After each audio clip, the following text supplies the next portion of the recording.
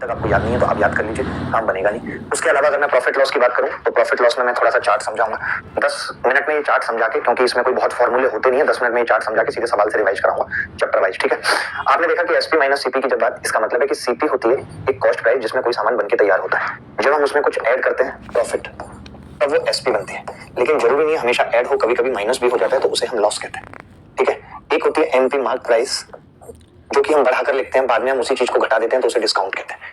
SP वो होती है जिसपे कोई सामान बेचा जाता है, सीपी जिसपे कोई सामान बनके तैयार होता है, एमपी जिसपे हम कोई सामान लिख देते हैं। तो आप यहाँ देख रहे हैं कि प्रॉफिट का मतलब हो जाता है एसपी माइनस सीपी, एसपी में से सीपी घटता है, और लॉस का मतलब हो जाता है सीपी माइनस एसपी। जब परसेंट की बात होती है तो प्रॉफिट और लॉस हम हमेशा सीपी पे निकालते हैं, अगर उसी चीज को हम 100 पे निकाल दें तो वो परसेंट प्रॉफिट और परसेंट लॉस हो जाएगा। सेम माल डिस्काउंट का है कि डिस्काउंट एमपी माइनस एसपी होता है। अगर डिस्काउंट परसेंट निकालना है तो डिस्काउंट एमपी पे दिया जाता है। अब एमपी पे अगर डी है तो 100 पे कितना होगा, वो परसेंट डिस्काउंट आ जाता है। सबसे इंपॉर्टेंट बात है जो नीचे लिखी हुई है, जिसको याद रखना है, कंठस्थ रखना है, कि सीपी और एमपी का जो रेशियो होता है, अब मैं दोनों को ही 100 मान लेता हूँ। आपको मालूम है कि ये ज्यादा होगा, ये कम होगा। कम डिस्काउंट होता है तो डिस्काउंट कर देंगे, ज्यादा प्रॉफिट होता है तो प्रॉफिट कर देंगे। यानी सीपी और एमपी का जो रेशियो होता है, इस पे तो सवाल आना ही आना है। 100 minus percent discount, 100 plus percent profit.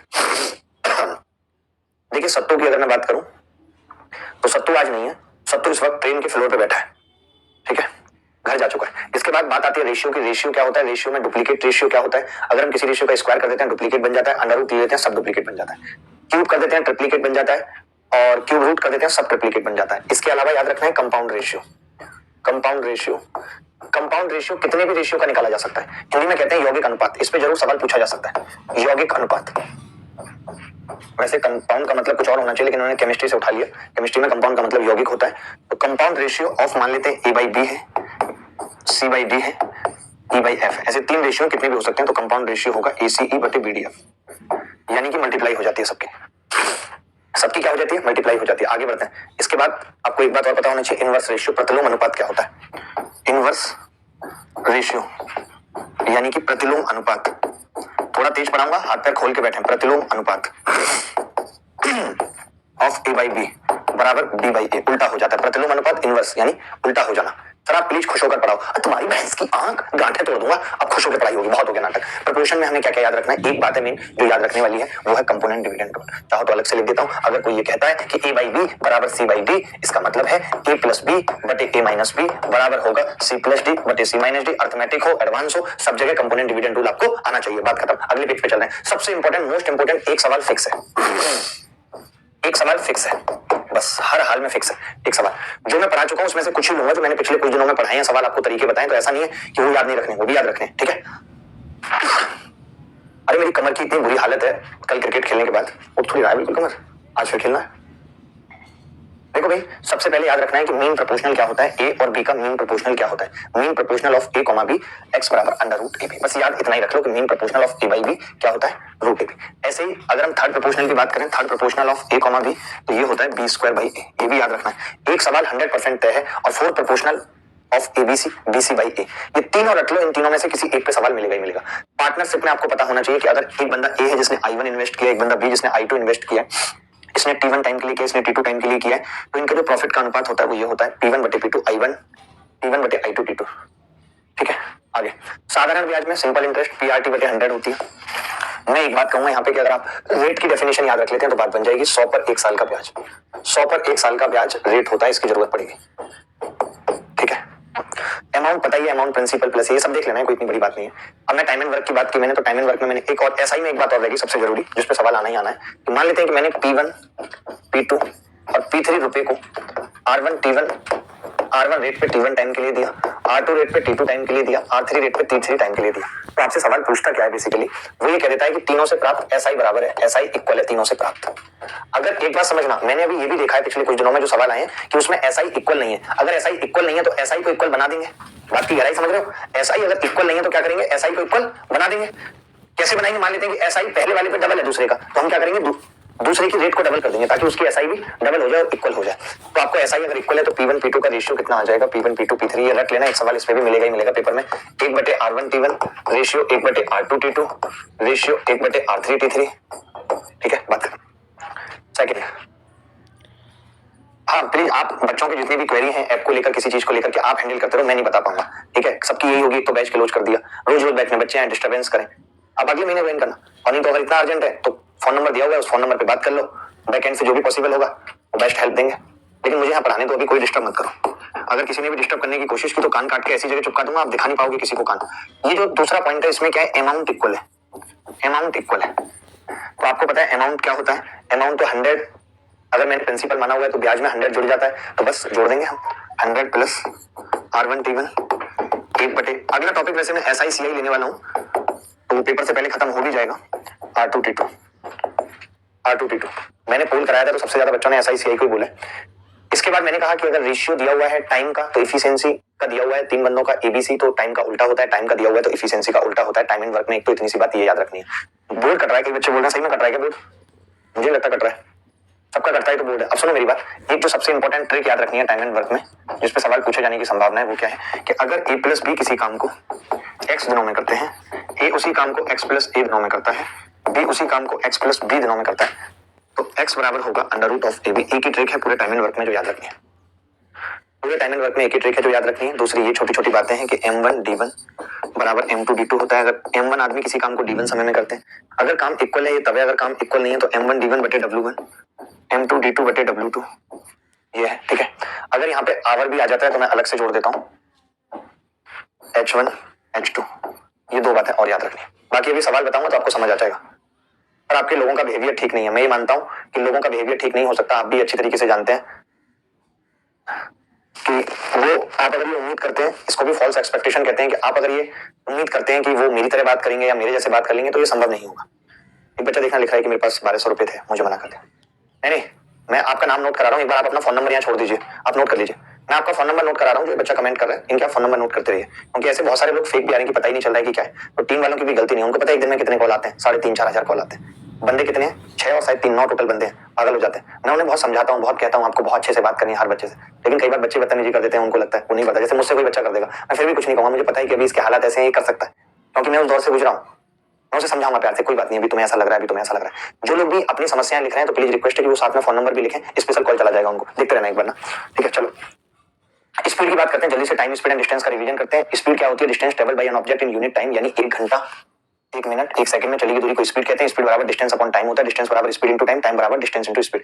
Unit की बात करें तो स्पीड की यूनिट किलोमीटर प्रति घंटा मीटर पर सेकंड होती है। 1 किलोमीटर प्रति घंटा में 5/18 मीटर पर सेकंड होते हैं, 1 मीटर पर सेकंड में 18/5 किलोमीटर प्रति घंटा होता है। कॉन्सेप्ट पहला है जब टाइम सेम होता है, और मैंने कहा है मीटिंग टाइम हमेशा सेम होता है। मीटिंग टाइम हमेशा सेम होता है, बंदे एक तो इस तरीके से मिलते हैं, यहाँ से चला और यहाँ पे आके मिल गया, एक बंदे इस तरीके से मिलते हैं, यहाँ पे था और यहाँ पे, दोनों ही स्थितियों में टाइम सेम होता है। मान लेते हैं आप 10 बजे चले, वो 10 बजे चले, 1 बजे मिल गए, दोनों ने कितना कितना चला है, दोनों ने कितना कितना चला है, 3-3 घंटे चला है, ठीक है। अब अगर मैं डिस्टेंस डी की बात करूं, depend upon speed, distance D क्या होती है, स्पीड पे डिपेंड करती है। कब, जब टाइम सेम होता है। मीटिंग टाइम जब सेम होता है, आप सुनो, सोचो कि कोई ज्यादा चल रहा है कोई कम चल रहा है, ऐसा कैसे पॉसिबल होगा, उतने ही टाइम में अगर किसी की स्पीड बहुत मैंने बोला कि, तो मैंने कहा कि टाइम अगर सेम है तो ऐसा तभी होता है जैसे किसी की स्पीड ज्यादा है तो ज्यादा चलेगा, किसी की कम है तो कम चलेगा। जैसे आपको मिलने की बहुत पड़ी होती है तो आप बहुत तेज भागते हो, ज्यादा दौड़ते हो, और लड़की को नहीं है उतना, उसको पता है कि आएगा ही आएगा भाग के, तो बात अलग है, ठीक है। तो डिस्टेंस डिपेंड अपॉन स्पीड। तो मैंने कहा कि इस केस में d1/d2 s1/s2 होता है, यानी डिस्टेंस का रेशियो स्पीड के रेशियो के बराबर हो जाता है, ठीक है। व्हेन डिस्टेंस इज सेम, जब दूरी समान हो, जब दूरी समान हो तब क्या होता है, दूरी समान कैसे होता है, एक आदमी रोज घर से स्कूल जाता है और फिर वापस आता है, एक आदमी घर से ऑफिस जाता है फिर वापस आता है, ठीक है। तब हम कह सकते हैं कि भाई speed is inversely proportional to time. Speed क्या होती है, टाइम के इनवर्सली प्रोपोर्शनल हो जाती है, ठीक है।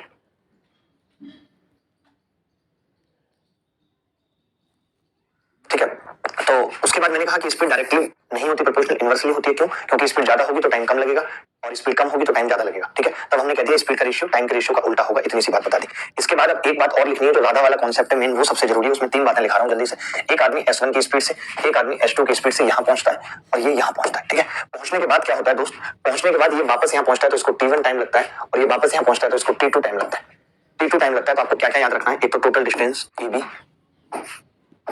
टोटल डिस्टेंस AB बराबर होता है S1T1 प्लस S2T2, ये याद रखना है। दूसरा S1/S2 सबसे इंपॉर्टेंट है, वेरी वेरी इंपॉर्टेंट, एक सवाल आना ही आना है, √T2/T1, ठीक है। S1/S2 बराबर √T2/T1, ये लिखना है। उसके बाद एक मीटिंग टाइम लिखना है कि जब ये गए थे तो इसको भी T टाइम लगा था, मीटिंग टाइम सेम होता है, इसको भी T लगा था। तो जो मीटिंग टाइम T है, मीटिंग टाइम T है वो √T1T2 होता है, ठीक है। ठीक है, आगे बढ़ते हैं, चलिए। बोट एंड स्ट्रीम में आपको क्या क्या पता होना चाहिए? डाउन स्ट्रीम स्पीड क्या होती है ये नाम पता होना चाहिए। अनुप्रवाही गति, जब नाव धारा की दिशा में चल रही है तो डाउन स्ट्रीम होती है, जब अपोजिट डायरेक्शन में चल रही है तो अप स्ट्रीम होती है। ठीक है, the speed of A boat in still water is x kilometre प्रति घंटा and the speed of the stream is y kilometre प्रति घंटा। यदि ठहरे हुए पानी में एक नाव की गति x किलोमीटर प्रति घंटा है, धारा की गति y, तो स्पीड ऑफ डाउन स्ट्रीम क्या हो जाती है? x plus y, upstream क्या हो जाती है? x minus y. यहीं से मैं x निकालूं, x मैं पहले क्लियर बता देता हूं, लिखा हुआ भी है कि ठहरे हुए पानी में नाव की चाल है x और धारा की गति है y। तो यहाँ पे आपको दो बातें और याद रखनी है, इसके अलावा इस पर तो डायरेक्ट सवाल नहीं आएगा। आपको क्या क्या बात याद रखनी है कि अगर ये d दूरी है और एक नाव इस तरीके से चलती है x किलोमीटर प्रति घंटा, ठीक है, ऐसे dash dash dash dash dash dash, ठीक है, नाव ऐसे चलती है डैश डैश डैश करके, उसके बाद और धारा ऐसे बह रही है, ये धारा की गति है भाई। तो ये नाव गई, समझना, और वापस आई, तो इसको टोटल टाइम टी लगा, टोटल टाइम टी लगा। ये याद रख लेना, जो बता रहा हूँ बहुत इंपॉर्टेंट है, इस पर डायरेक्ट सवाल मिलेगा पेपर में, फॉर्मूला लगाना है, उत्तर निकालना है। ठीक है, तो मैंने कहा टोटल टाइम अगर टी है तो डी बराबर क्या होगा? T x square minus y square बटे 2x। एक तो ये याद रखना है, एक तो ये याद रखना है। जितने भी बच्चों की है वो लिस्ट बना लेना, और लिस्ट बनाने के बाद जिसके पास भी जो कमी है उनके पहले वेरीफाई कर लेना कि मजबूरी क्या है। कोई फिजिकली हैंडीकैप्ड होगा, नहीं कोई फिजिकली हैंडीकैप्ड होगा, किसी के पास अंत्योदय कार्ड होगा और किसी के माँ बाप नहीं है। बेसिकली तीन ही पैरामीटर है कि आप बहुत गरीब हैं, आपके पास अंत्योदय कार्ड है, दूसरा किसी के माँ बाप नहीं है, और तीसरा कि आप फिजिकली हैंडीकैप्ड है। ये तीन ही वजह होती है किसी की भी कोई भी मदद देने की। ठीक है, ये तीन पैरामीटर्स हैं। उसके अलावा जिसके पास भी जो कमी है उनका मुझसे एक बार पैसे मुझसे ले लेना और उनका ऐसे कर देना। ठीक है, क्योंकि ये ऐप होती है, इसमें क्या है ना कि कुछ ऐसे नहीं होता, इनबिल्ड नहीं होता कि हम अपने हिसाब से सेट कर दें, वो उतना ही लेगा जो सेट है। ये प्रोसेस होता है जो आप कहते हो ना कि लेट हो रहा है, लेट हो रहा है, लेट हो रहा है, वो लेट इसलिए होता है।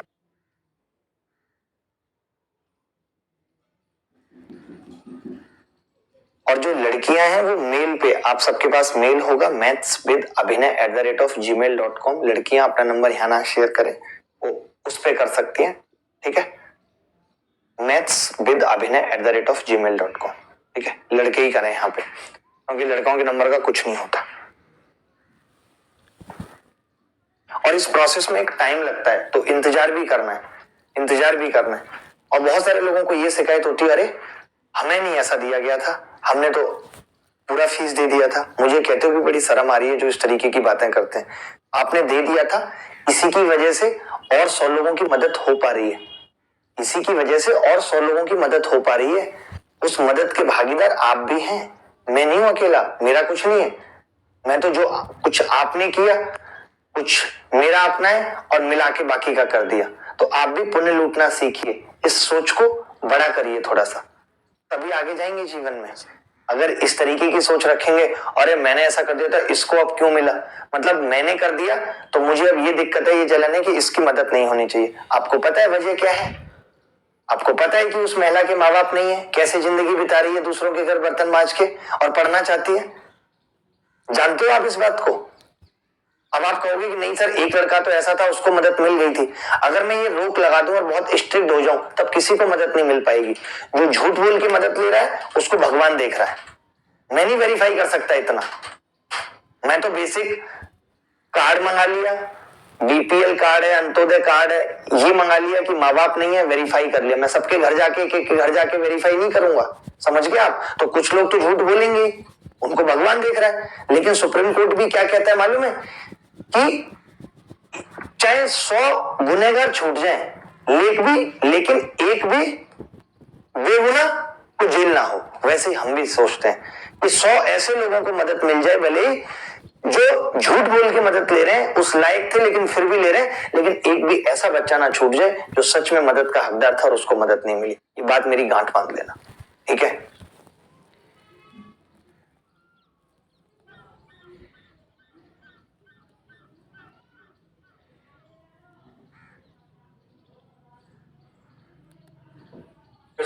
हाँ, अभिनय, एक सेकेंड, अभिनय मैथ्स